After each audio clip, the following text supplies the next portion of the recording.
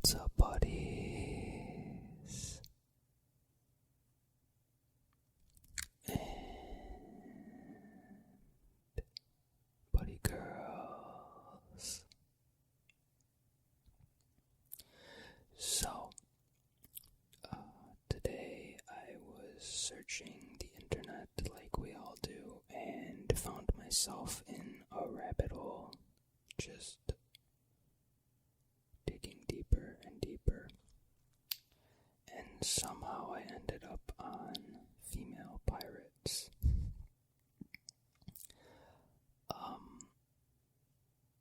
One female pirate.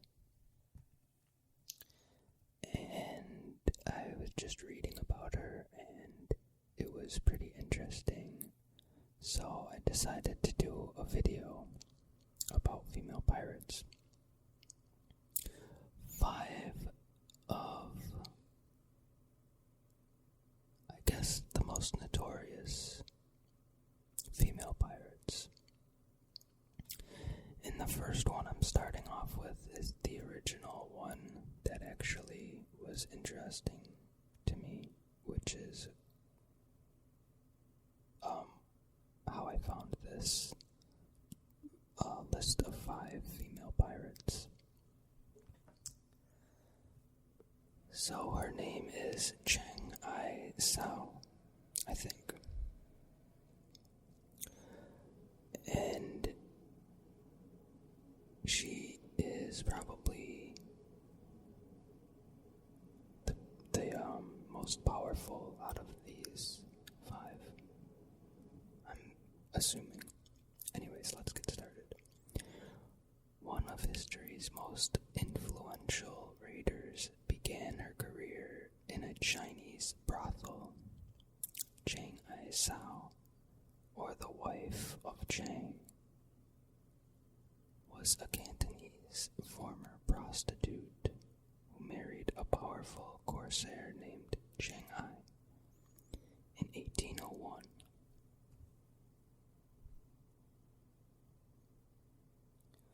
The husband and wife team soon raised one of China's most formidable pirate armies. Their outfit boasted hundreds of ships and some 50,000 men, and it preyed on the fishing vessels, supply junks, and the coastal villages of southern China with impunity.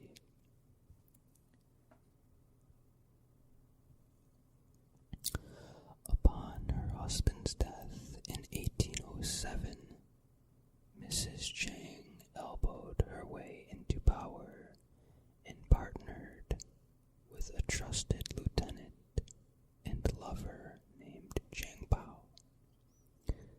Over the next few years, she plundered her way across Southeast Asia and assembled a fleet that rivaled many countries' navies. She also penned a rigorous code of conduct for her pirates. Rape of female prisoners was punishable by death, and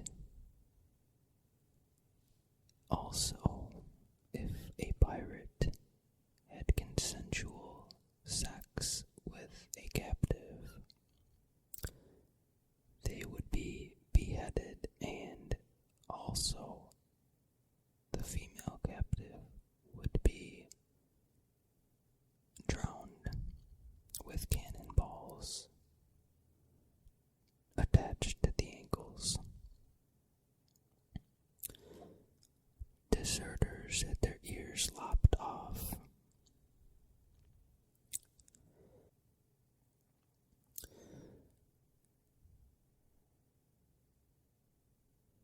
Mrs. Chang's bloody reign made her public enemy number 1 of the Chinese government, and in 1810 the British and Portuguese navies were enlisted to bring her to justice.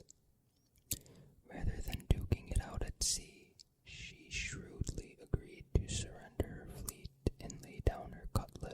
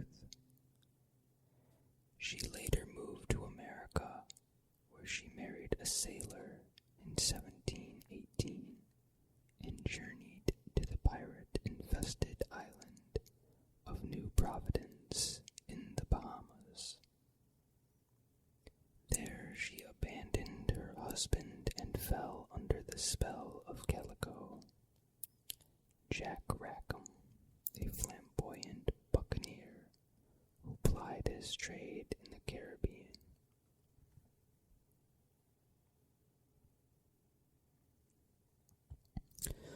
Bonnie had always been known for her fierce and courageous temper.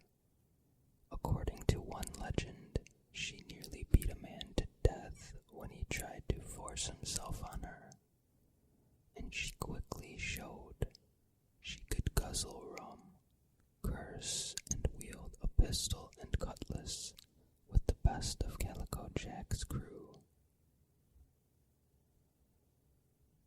She later forged a friendship with fellow female pirate Mary Read, and the pair played a leading role in a spree of raids against small fishing boats and trading sloops in the summer and fall of 1720. Bonnie's stint on the high seas was cut short that October when Calico Jack's ship was captured by a band of pirate hunters. Calico Jack and several other men were executed, but Bonnie and Reed dodged the noose after they were both found to be pregnant.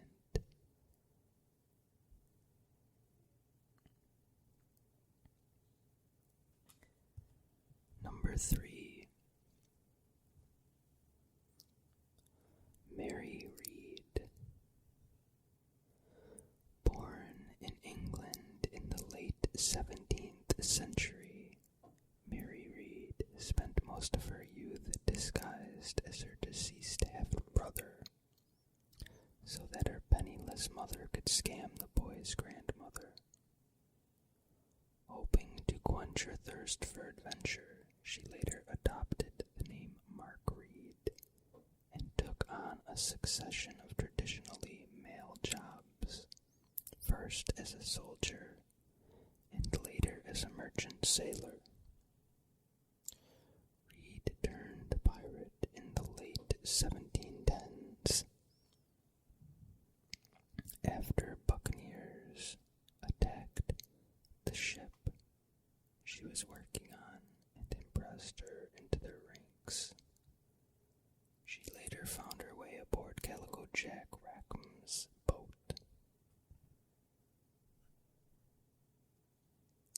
Where she met and befriended Anne Bonnie and revealed herself to be a woman.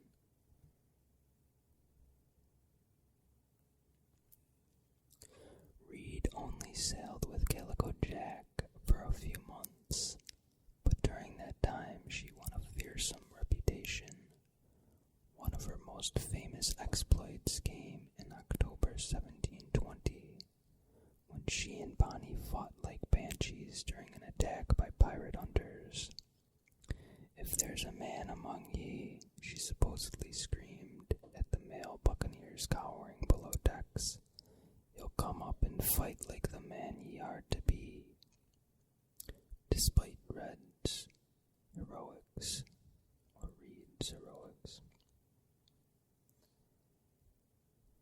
she and the rest of Calico Jack's crew were captured and charged with piracy.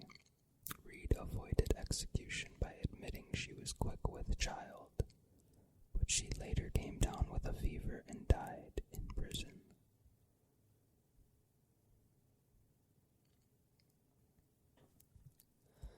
Number 4. Grace O'Malley. During the time when most women were denied an education and kept restrained to their homes,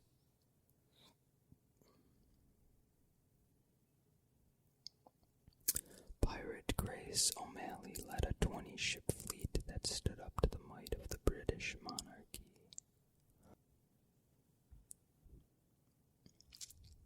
Also known as Granuaile or Bald, for her habit of cutting her hair short, O'Malley was born into a powerful clan that lorded over the coastlines of Western Ireland. After taking the reins in the 1560s, she continued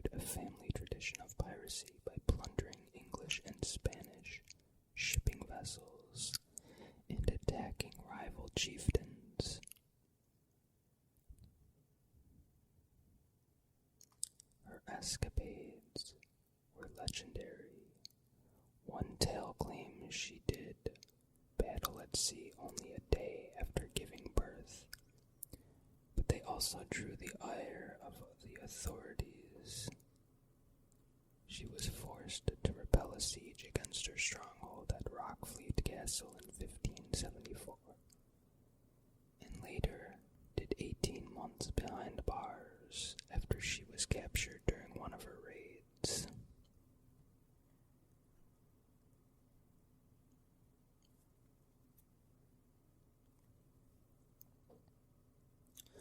O'Malley resumed her marauding after her release, but more trouble arrived in the early 1590s when British authorities impounded her fleet. With nowhere else to turn, the 63-year-old buccaneer appealed directly to Queen Elizabeth I for assistance. During a famous royal audience in London, O'Malley portrayed herself as a tired and broken old woman and begged the Queen to return her ships, release one of her captured sons, and allow her to retire in peace. The gambit worked, but it seems that Granuaile didn't keep up her end of the bargain. Records show that she and her sons continued pirating until her death in 1603.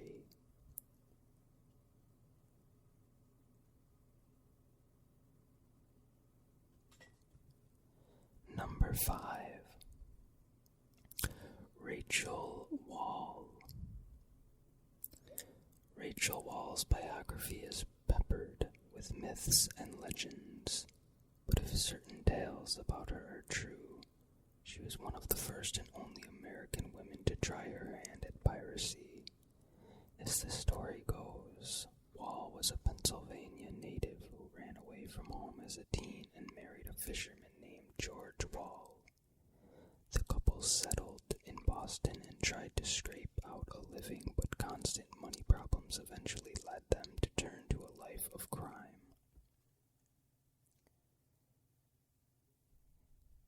In 1781, the Walls procured a small boat teamed with a few low-life mariners and began preying on ships off the coast of New England. Their strategy was as ingenious as it was brutal. Whenever a storm passed through the region, the buccaneers would dress their boat up to look like it had been ravaged by rough seas. The comely Rachel would then stand on the deck and plead for aid from passing ships. When the unsuspecting rescuers came near, they were promptly boarded, robbed, and murdered.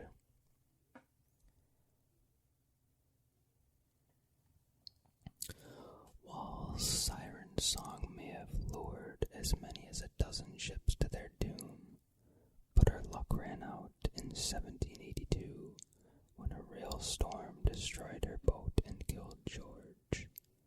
She continued her thieving on land and was later arrested in 1789 for attacking and robbing a Boston woman.